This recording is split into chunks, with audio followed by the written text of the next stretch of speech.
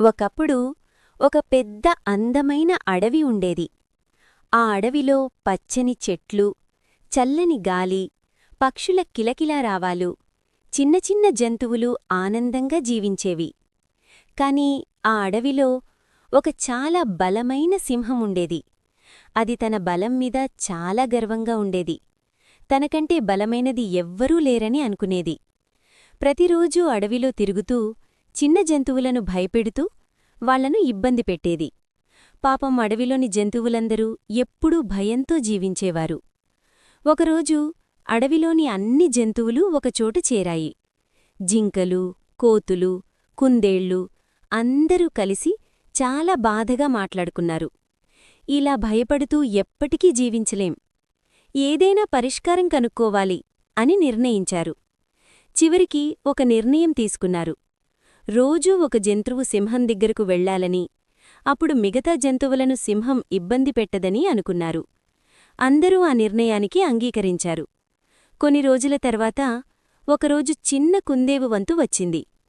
కుందేలు చాలా చిన్నది, కాని చాలా తెలివైనది.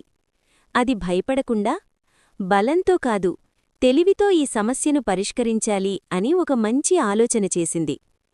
కుందేలు కావాలనే నెమ్మదిగా, చాలా ఆలస్యంగా సింహం దగ్గరకు వెళ్ళింది. ఎప్పటినుంచో ఆకలితో ఎదురుచూస్తున్న సింహం కుందేలుని చూసి చాలా కోపంగా అరిచింది. ఎందుకాలస్యమయ్యింది అని గట్టిగా అడిగింది.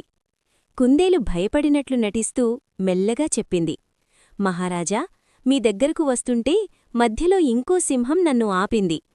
అది ఈ అడవికి నిజమైన రాజు నేనే అని, మీరు బలహీనమని చెప్పింది.